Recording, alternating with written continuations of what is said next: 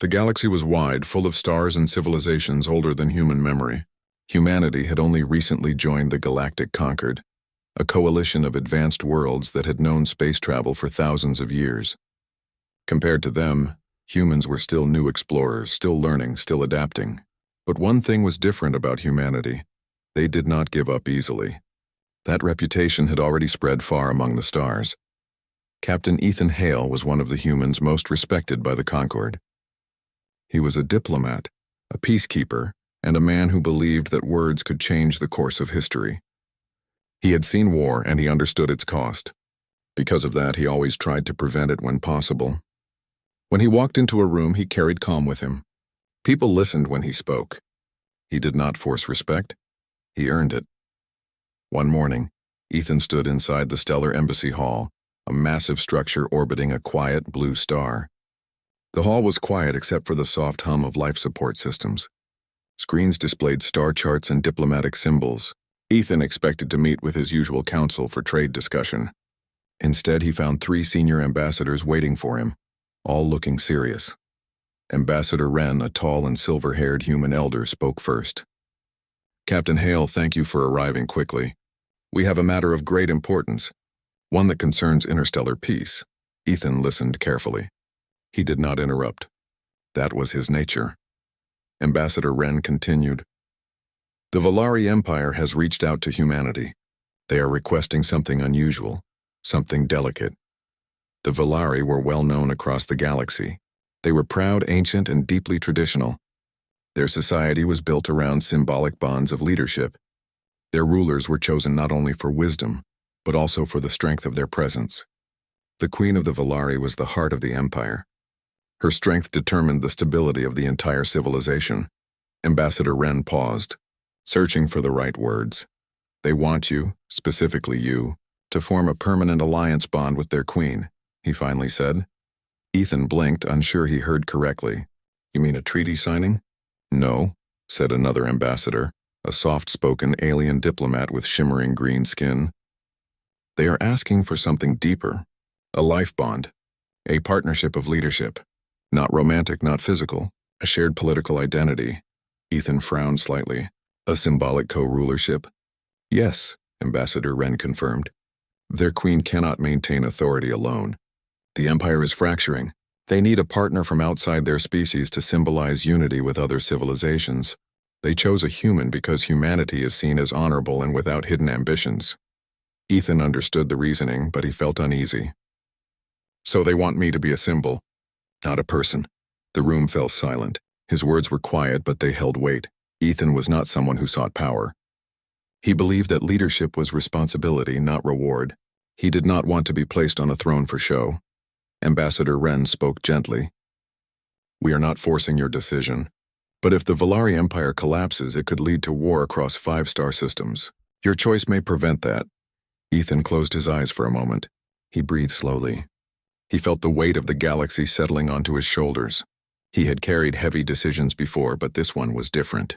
This was not about commanding troops or signing treaties. This was about becoming part of something much larger than himself. Finally, he opened his eyes. "I want to speak to the Queen first." The journey to the Volari homeworld took 3 days through hyperspace.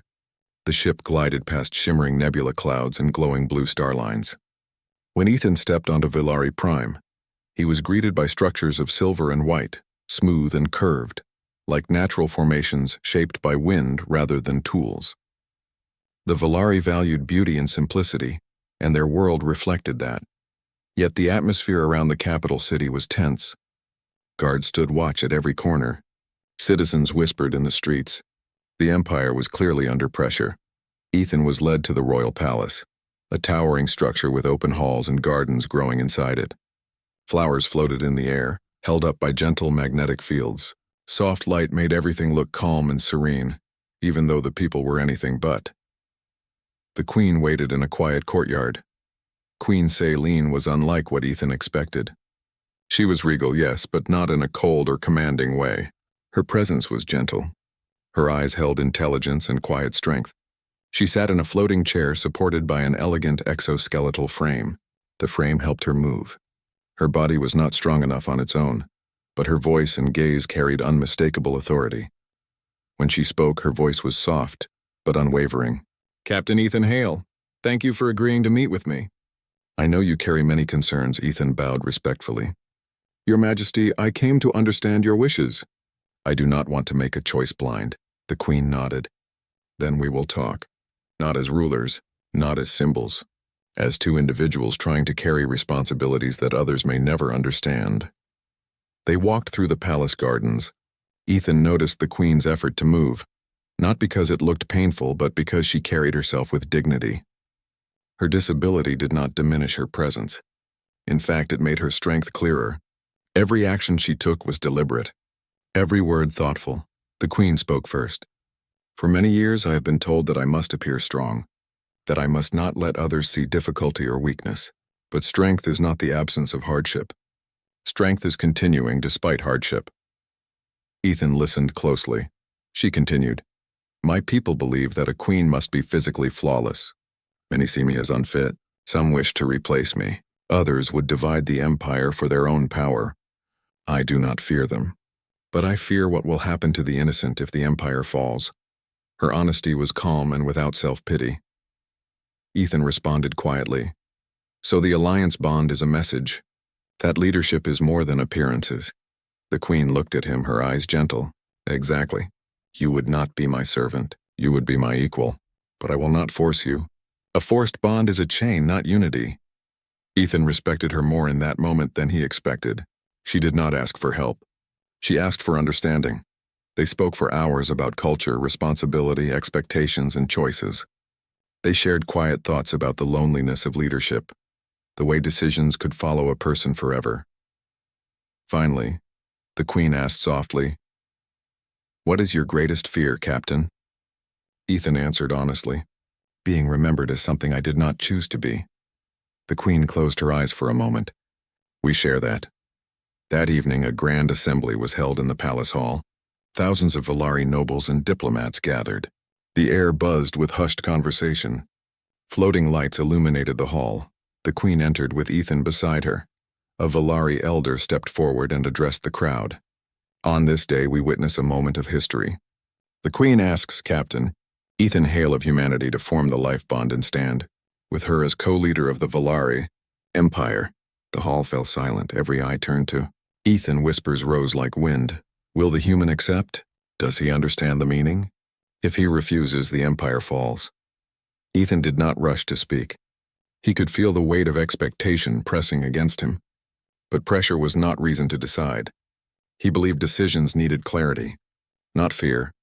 And so he stood calm and steady, and said, "I cannot give an answer today." Gasps spread across the hall.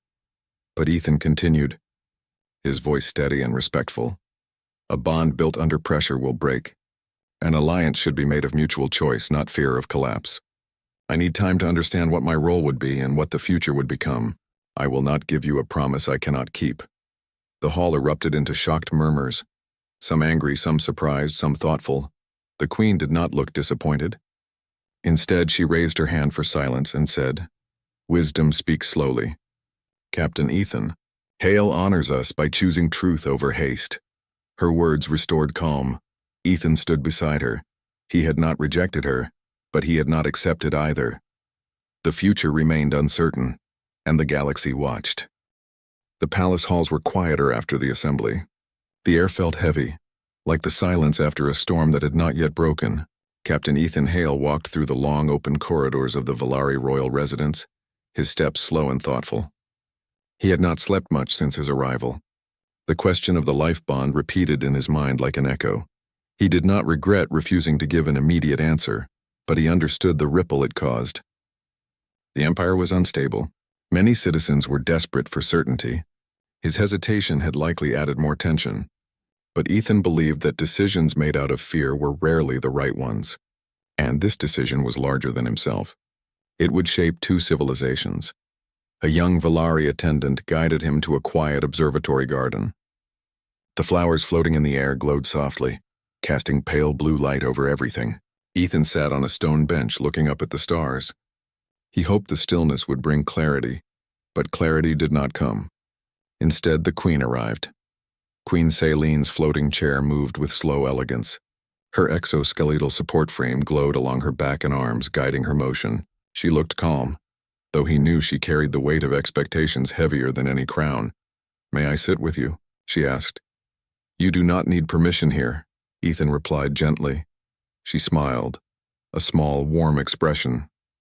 For a long moment, they simply watched the stars, two leaders from two worlds, silent in shared thought. Finally, the Queen spoke. "The council is divided. Some believe your hesitation means weakness. Others believe it means wisdom," Ethan nodded. "I expected that." She turned her head to him. "What do you believe?"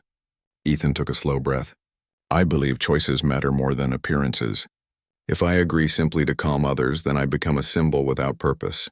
That would not help your empire. Or mine." The Queen lowered her gaze. "I agree.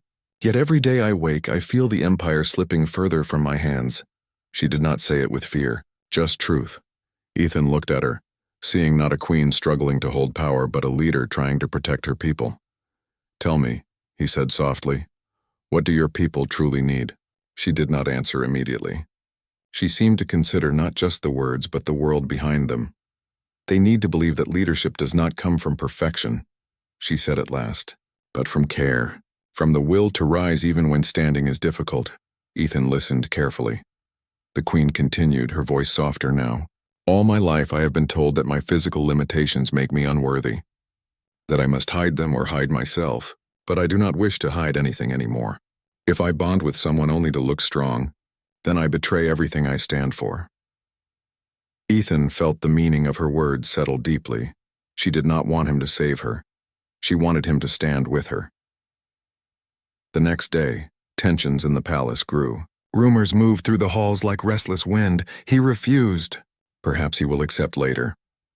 Perhaps he will leave. If he leaves, the empire falls. Ethan heard some of those whispers as he walked. He did not respond. He understood that fear drove their voices. In the council chamber, nobles gathered in heated discussion. Ethan and the Queen entered together. One noble, Lord Caloran, spoke sharply. "Your Majesty, the Empire cannot wait. The bond must be made quickly or the unity will shatter." Another noble, Lady Saria, countered. "A rushed bond will only reveal our desperation. The Queen seeks a partner, not a trophy." Arguments rose. Voices layered over voices. The chamber felt heavy and crowded. Ethan remained silent until the Queen lifted her hand. "Enough," she said. The room stilled. She looked at them all, her gaze steady. "Captain Ethan Hale has not refused. He has asked for understanding. That is more than many of you have ever asked before making decisions of great consequence." Some nobles lowered their eyes. The Queen continued, "I will not demand his decision. To force a partner is to build a future on broken stone." Ethan felt respect for her deepen once again. Yet he also saw fear, quiet, steady, unspoken behind several noble faces. The Empire was holding on by threads. That evening, something unexpected happened. Ethan was in one of the palace corridors, reviewing diplomatic notes when the lights flickered slightly. It was small, barely noticeable, but the palace systems never flickered. They were built to remain steady under any condition. A moment later, a palace advisor hurried toward him. "Captain Hale, please come quickly.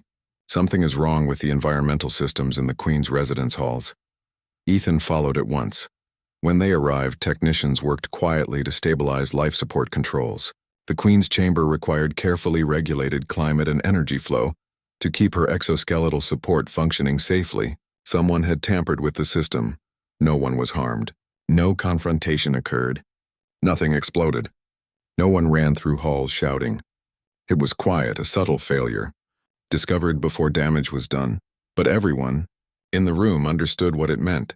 Someone wanted the Queen to appear weak. Someone wanted to make Ethan lose trust. Someone wanted the Empire to fall. Ethan stood beside the Queen's chamber door, watching technicians restore the systems. He did not feel anger. He felt something far more dangerous and clear: resolve. When the Queen arrived, escorted by her attendants, Ethan spoke calmly. "Someone wishes to undermine you.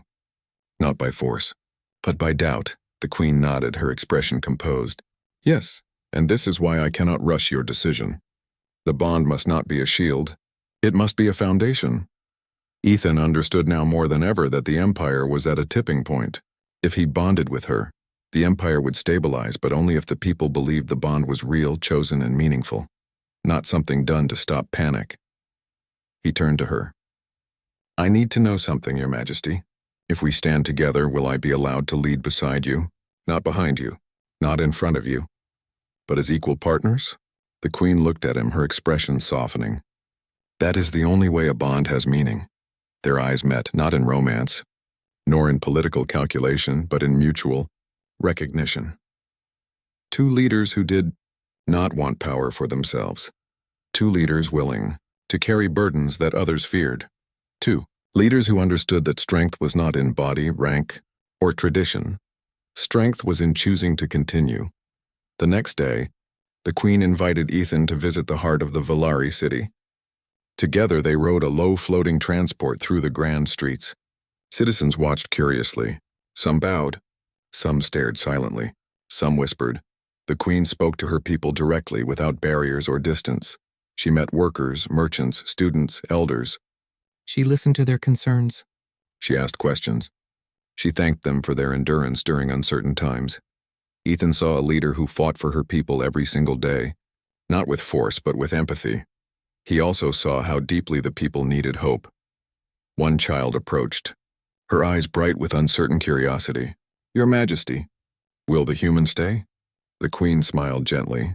"He will choose what is right, and we will choose to remain strong together." The child nodded, accepting the answer without doubt. Ethan realized something very simple and profound. The Queen did not want him to decide for the Empire. She wanted him to join the Empire, not as a symbol, but as a partner. That evening, Ethan stood once again in the observatory garden. The soft blue light glowed around him. The Queen arrived, her presence calm as always. Ethan looked at her. "We share the same burden," he said. "Responsibility chosen, not forced." She nodded. He continued. "I cannot promise that I will know all the answers. I cannot promise that I will be the perfect leader your people need." The Queen smiled gently. "Nor can I." Ethan's voice was quiet but steady. "But I can promise that I will not abandon responsibility once I choose it. If I stand with you, I stand fully, beside you." The Queen's eyes warmed, not with triumph but with understanding. "Then," Ethan said softly, "allow me to ask you one question in return." She inclined her head. "Ask. If I choose to stand with you, will you let me walk beside you, not above or below?" The Queen's answer was simple. Yes. And for the first time since he arrived, Ethan felt clarity, a choice, made freely, a purpose, shared, a future, not yet written. The sun rose softly over Valari Prime, its gentle light spilling across silver rooftops and floating gardens. The capital city glowed in the warm morning air, but beneath that beauty, a tension still lingered. The people knew that the Empire was at a turning point, and all eyes were on the palace. Captain Ethan Hale stood in his guest chamber, looking out over the city. He felt strangely calm. The uncertainty that once weighed heavily on him was now quiet. He had made his decision, not because he was forced, not because others demanded it, but because he understood the Queen and the duty they would share. He would stand beside her, not as a savior, not as a ruler placed on a throne, but as a partner, a leader by choice. The door to his chamber opened gently, and a palace attendant entered. "Captain Hale, the Queen requests your presence in the Grand Garden Hall." Ethan nodded and followed. He walked through long corridors filled with soft light. Valari architecture always seemed to welcome the sun. The palace was designed not to impress with power, but to remind all who entered that leadership should bring clarity, not fear. When Ethan reached the Grand Garden Hall, he found Queen Selene waiting. The hall was open and bright, filled with floating flowers and gentle streams of water suspended in midair through magnetic currents. The light reflected across the surface of the water, making the room feel peaceful, alive. The Queen looked at Ethan with calm certainty. Her exoskeletal frame glowed faintly around her body, supporting her movements with graceful precision. "Are you ready?" she asked. Ethan took one slow breath and nodded. "Yes, I am." The Queen smiled. Not a formal gesture, but a true smile. Then we will do this not as rulers presenting to the galaxy, but as individuals choosing to lead together. Ethan bowed his head slightly, acknowledging her words. Later that day, the Grand Assembly Hall filled once again. Unlike the first gathering where tension hung thick in the air, today the energy was different. There was still uncertainty, yes, but also curiosity and hope. Nobles, citizens, and diplomats from across the Empire gathered. Representatives from the Galactic Concord watched from floating balcony platforms, observing quietly but with great interest. Queen Selene entered first, her presence steady and dignified. Ethan walked beside her, not behind, not ahead, equal. The hall became silent. A speaker stepped forward to begin the ceremony, but the Queen raised her hand gently. "No speeches," she said. "This bond is not for show. It is for the future." The assembly waited, listening. The Queen turned to Ethan, and he turned to her. They stood facing each other under the open skylight where sunlight streamed down. The Queen spoke first. "Choose to share leadership with Captain Ethan Hale. Not because I need him to hold this empire together, but because leadership is not meant to be carried alone. I choose him because he understands responsibility, because he does not seek power, and because he stands by his decisions when they come from truth. I choose him not as a symbol, but as a partner." Her voice carried through the hall, not loud, but sure. Ethan then spoke, his voice steady and clear.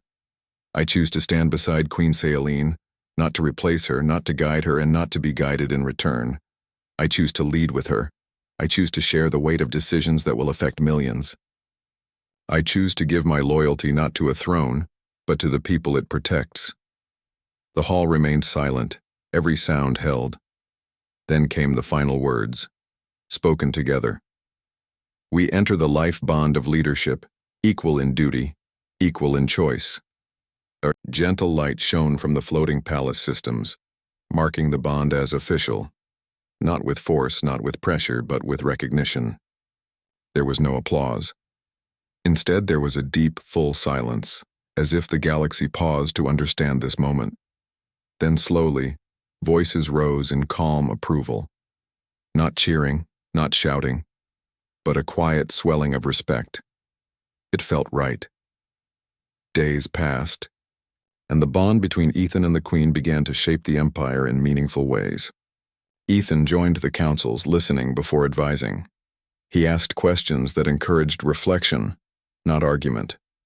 He spoke not like a conqueror or a commander, but like someone who believed every voice mattered. The Queen continued to lead with grace and wisdom. But now, when challenges arose, she no longer faced them alone. The presence of a partner strengthened her, not because he completed her, but because they shared responsibility. Together, they began reforms that had been ignored for too long. They changed how leadership was chosen in local provinces. They opened the palace education systems to all castes, not only nobility. They encouraged the empire to value ability in all forms, not just physical strength, not just tradition, but thought, empathy, and dedication. Slowly, the empire began to stabilize. People started to feel hope again. Hope was something the galaxy had not seen in the Valari Empire for a long time, but not everyone was satisfied. One evening, the Queen and Ethan met with the High Council to discuss new social policies. After the meeting, Ethan sensed something strange. Many council members supported the reforms openly, but their tone held something else beneath it. Not resistance, not direct rebellion, uncertainty, and uncertainty could grow. When they returned to the quiet of the observatory garden, Ethan spoke first. "Some of the council are still unsure. They are waiting to see if the reforms hold." The Queen nodded. "Confidence takes time to build, especially when fear has lived in their hearts for generations." Ethan looked up at the stars. "We must give them reason to believe." The Queen followed his gaze. "We will, not through commands, but through presence, consistency, understanding. Leadership is not a single moment, it is a pattern." Ethan smiled softly. Then we will build that pattern. Together. She nodded. Together. Months passed. The reforms became stable. Trade routes reopened. Regional governors pledged loyalty not out of fear, but trust. The people began to speak of the new era, the era of shared crown. And though there were still challenges, there was no collapse. There was no chaos. Instead, there was growth. News traveled across the galaxy. The Valari Empire had changed, not because of a savior, not because of force, but because of partnership, because of unity and purpose. Humanity's reputation grew as well. No longer new, no longer untested. Humanity was now known as the civilization that chooses cooperation over conquest and strength through understanding. And Ethan Hale became not a symbol, but a leader with a living legacy. One day, Ethan and Queen Celine stood together on the palace balcony overlooking the city. The air was calm, the sky clear. The city shimmered below like a field of stars on the ground. The Queen spoke softly. "Do you ever think about what might have happened if you had refused during the first assembly?" Ethan smiled thoughtfully. "I think the Empire would still stand, but not like this. You would still have found a way forward. You always do." The Queen looked at him with a quiet expression. "And I think humanity would have continued rising. But perhaps the galaxy would have taken longer to see what your people truly are." Ethan turned his gaze to the horizon. "Then perhaps we met at the right time." She nodded. "Yes, the right time." Silence rested between them, not heavy, but peaceful.